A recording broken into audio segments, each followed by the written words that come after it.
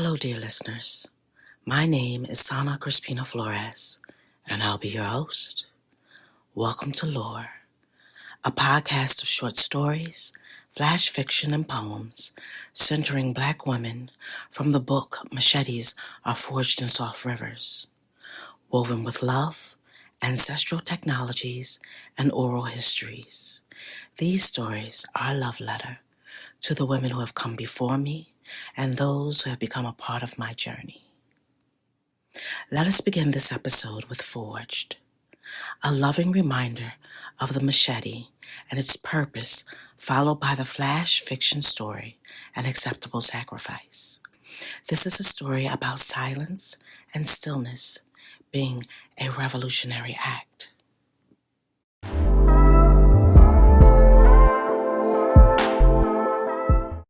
Forged, machete work.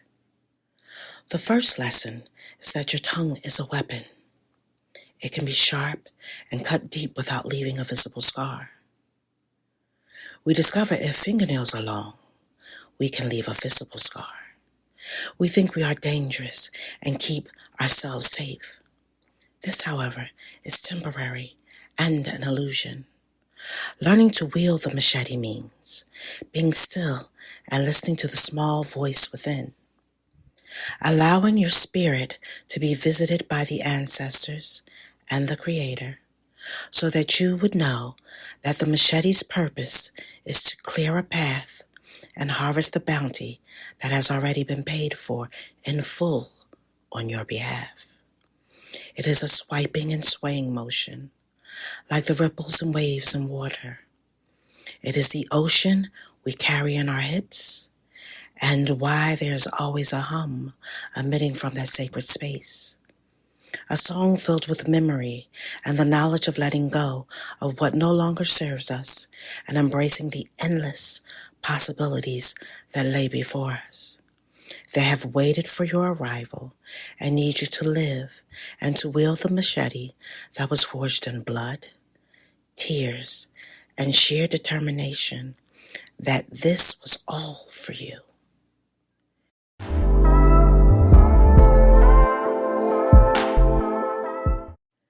An acceptable sacrifice. We arrived with our gods, walked them into the soil, and braided totems into our hair. Distance and time made memory a myth. The wind sang a lullaby that brought to mind lavender and lemons. But the words were a mystery. She could feel them pressing against her lips, begging her to remember. She could not now. The only tide rising now, right now, had been hushed by the women preparing the way with wax, water, rum, and fire. The women sang too, some fork-tongued melody of moon goddesses and warriors that were birthed by the ocean. New land words mixed with what was left of homeland words. It was no longer comforting. Her small frame erupted in violent waves. She just wanted to rest, be soft, like the doll she made for her sister from a long ago discarded dress. This last wave pulled her under the memory of water. She was ready to break the surface of the water. She needed to breathe again. She held a whole ocean between her teeth, and it was hungry to be free. She wanted to scream. Her screams beat against her teeth in a futile effort to escape, so she sounded like she was instead struggling to keep a secret. A low, dull moan, but was given permission to escape. She heard, push, and her trembling 12-year-old legs gave way to a life. The women moved as one toward the new child, whispering prayers to a God they were sure had not forgotten them in this new land. Sure, they had planted the seeds when they arrived, and they were faithful.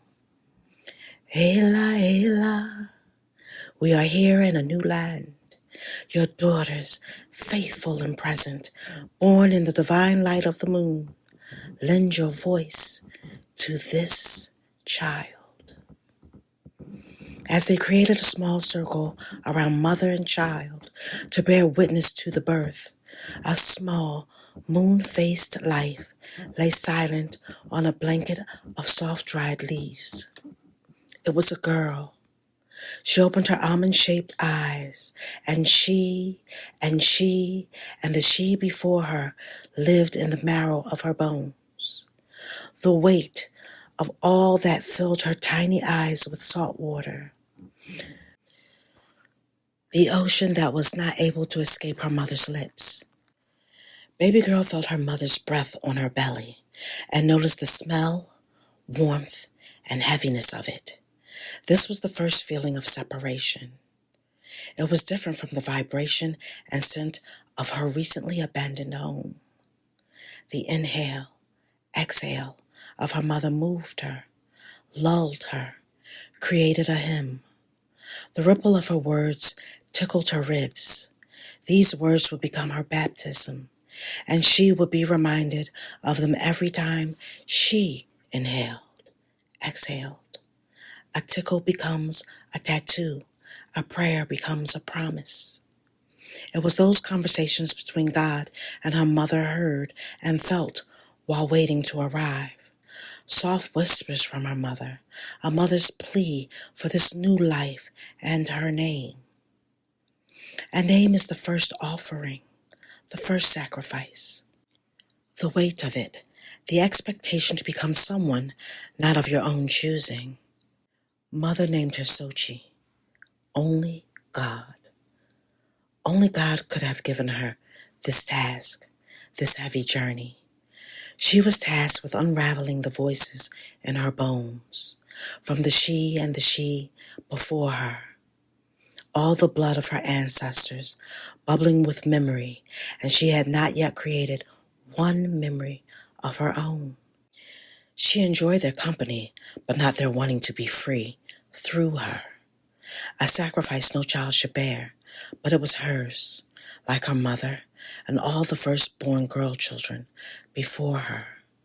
So she was created because her mother, Iowa, stopped remembering, stopped speaking aloud, stopped singing the signs and ways of the people. Iowa, her name means, let us rest, wanted to rest, be still, be a child. She no longer wanted to be a bridge between this world and the world of the ancestors.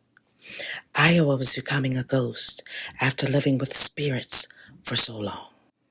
It was intoxicating until it felt like drowning. The drowning in voices that were not her own. She began to forget the sound of her own voice. She decided to give birth to her freedom, a new sacrifice, a new offering that would allow her to live. God would understand. She heard her prayers. No one had asked God before her. Sochi's tongue was tied by infancy, so instead she clenched her tiny fists, opening and closing them slowly and purposefully, conjuring the energy for the announcement of her arrival. A hush fell over the women as they waited for the first sound the child would make. She felt their anticipation, their need and want. Sochi made them wait.